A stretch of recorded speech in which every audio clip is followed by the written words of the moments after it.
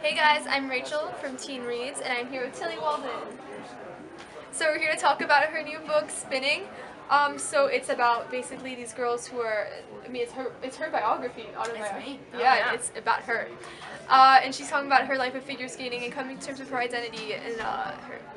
It's maybe you can say better than Yeah, no, I mean you covered the big two things, which is that ice skating, like being gay. And it's about growing up in Texas, the complications of being a teenager, and also being involved in this really competitive, crazy sport. And yeah, and of course it's all a graphic novel. I wanted to ask you what really prompted you to write a book about like an autobiography as like your first like major book? Because you wrote smaller ones before, I think. Yeah, this is the fourth book, but the biggest of the ones I've done, and the first with a big publisher. And it was really just that I had a school assignment. I went to the Center for Cartoon Studies, which is this little comic school in Vermont. And the school assignment, I thought I should just like make a comic about ice skating, just like that would be fun. And I like totally froze, pun intended, where like I tried to like make this like little comic about ice skating, and I realized I had like all this baggage, and I couldn't just make this cute little comic for my class, and so that really like freaked me out. I didn't realize I had all these feelings about this. When I stopped skating, I pretended like I wasn't an ice skater and everything was fine. And so a few months later, in my second year at school, we had to do a thesis, which is like a big project. And I thought, okay, I have to do a thesis. Let's tackle this ice skating thing, because I think I have some fear here. I think I have a problem, and I think I don't want to live like that anymore. And so I made the book to try and like figure out what was going on with myself, really. I mean, do you think that really helped you with it? It did! Yeah. It did! It helped so much. It was so healing, really cathartic. I mean, it's intense to carry your entire life story and all your memories just inside you, which is why we have friends and families and therapists to help carry that weight. But I needed something more than that, and drawing really helped. It like just got it out of my system in a way. It was amazing. Yeah, I want to go back to your drawing later, but for now, I really want to talk about like figure skating in general. Like, yeah, I thought that was really cool. Like, how did that? I mean, I know you kind of like glanced over it in the beginning, but I think it's just she's just going to her practice. Yes. So I never actually talk about in the book why I started skating, and it was because my older brother was a figure skater. Oh. And just naturally, that thing that happens with siblings, where like I would go to the ice rink because he was there, and then I just ended up on the ice because of it. It was just like a natural progression. Like, he's skating on, Tillie, give Tillie a pair of ice skates, put her on. But the weird thing is that he ended up quitting very soon after, because being a boy in figure skating, there's all sorts of intensity to it and issues. And for whatever reason, I just didn't stop. I just kept going. And very quickly, ice skating became my whole life. And it became really more like a lifestyle and less like a sport. It's what happens in these kinds of sports. It's similar with ballet and gymnastics, and with really any sport, that your life becomes about that existence. And so I found it very difficult to leave the sport because of it. So do you think, let's go back then to the drawing. Yes. So forward to drawing.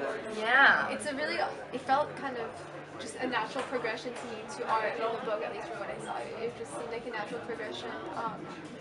How do you think that you portrayed that maybe through your art? Because I noticed in the art, a lot of it was just purple. It was very like almost like a sad color, but no, it's melancholy. Totally. It was supposed to be like that. Kinda. Okay. I noticed the parts of light. So the only parts that were yellow, like a very bright color, were the light, and I don't really understand what it means. Yeah. Was there a meaning behind that? There was. So yeah, the book was originally black and white, and then we decided we wanted it to be in color, and I wanted to incorporate that. And the dress I used to skate in was purple and gold, and so those colors were very connected with me to skating. And so I was like, let me try. And the purple just immediately fit in, because ice skatings are fairly melancholy places. They're cold, they're kind of cavernous, and purple seemed to suit it.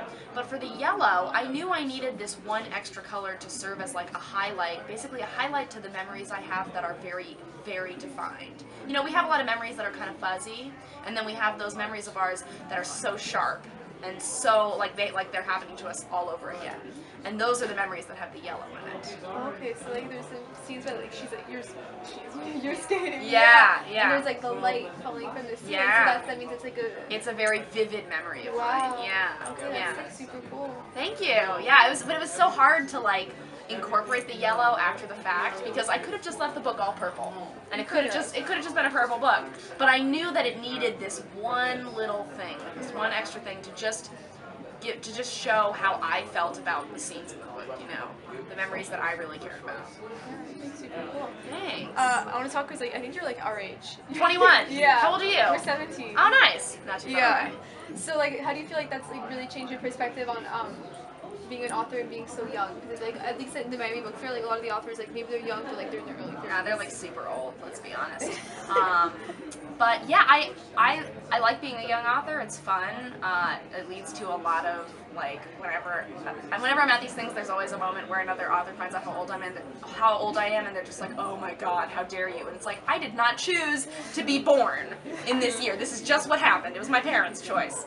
But what's interesting is that I don't have a lot of perspective, because even at 21, like, I have a lot more perspective than when I was 17, but not nearly as much perspective as I'll have when I'm 30. Right. So in a way, my perspective is very flawed, but I kind of like that, because the book is very raw because of it. Because it's like, I'm feeling a lot right now. I'm still really angry about things that have happened. I'm still really happy and sad.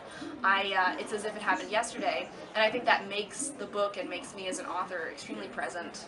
And so I sort of, I like that the perspective I have is sort of skewed. I think it's, because I think no matter what age we are, whatever we're feeling is important. It's going to change when I'm 30. It was different when I was 16, but however old we are, however we're looking back at our own experiences, whether or not it's perfect, it's still important. That's a smart thought. Yeah, yeah. I've done a lot of these. Oh, really? Yeah. Yeah, I see, like, you have a bunch of panels. Yeah. That's a lot. I want to talk about, like, maybe your writing rituals, like, what do you, like, yes. You're sitting down, you're like, okay, I'm going to get something done. Yes. I have a very, very specific ritual. I draw very early in the morning. I get up when I'm in the middle of the book, and when I was working on spinning. Hilariously enough, I used to get up early to go to skating practice. Now I get up early to draw comics about skating practice. Oh, God. But yeah, I'll get up at like 5 and sit down right at my desk and draw for an hour or two, and then I'll like have worked up a hunger and like get some coffee and some food, and then basically I do all my work between like 5 a.m. and 10 a.m. And then I hit 10 a.m. and like my daily goal, or is maybe my daily goal that day is like draw 4 pages, send this email, and draw this one illustration. And I do all that, and then the rest of my day, because this is my full-time job, the rest of my day I can do whatever I want. I like go to the movies, I can go to the mall, I can just do nothing. It's awesome. No, that's awesome. Yeah, and it feels really good. The morning, for whatever reason, like the clock ticks slower, so like you feel like you have more time. For whatever reason, if it's 9 p.m. and I'm starting to draw, it's like I look down and then it's 11 p.m. and I'm like, what? How did that happen? But at 5 a.m. it's like I'm drawing and then I look at the clock and it's like, oh, it's only 5:02 now. You know, it like things move slower in the morning, maybe because everyone's asleep. But I just feel like it's a really great time to get things done, and it means I have the day most of the time to live whatever life I want to. It's just a cool way to live. Yeah, it is. I wish I could live like that, but I have school. Yeah. Well, someday you will not have school. That's a thought. An amazing thought. I promise you that day will come. I don't even remember what homework or grades are like. It's an amazing situation to be in. Seriously, I know it seems like totally unbelievable because they define you right now. But now, oh my God, no. I define myself. I get to pick. Every day I can give myself an A+ if I want to. An A+ in effort every day. Yeah, absolutely. 100 right here. 5.0 GPA. I don't even remember how far GPA can go. Yeah, it depends. Some things are wild, but yeah. Yeah, I was gonna talk about. That's okay. Yeah. Okay. If there's one thing that you wish people would get from your book, your readers would get from your book. No, maybe not one thing. You can do like multiple things. I can't. Let's see if I can even think of one thing. It's challenging because I don't know my readers' backgrounds, and everyone, when they pick up a book, are looking at it through their own history and their own life experiences, so everyone will take it in a different way. I just hope that people connect with it.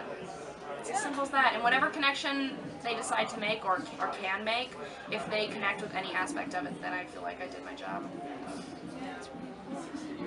Okay, you want to say bye? Oh, yeah. Oh, thank you so much for having me. Yeah. Take care, random audience members. All right, bye. Bye.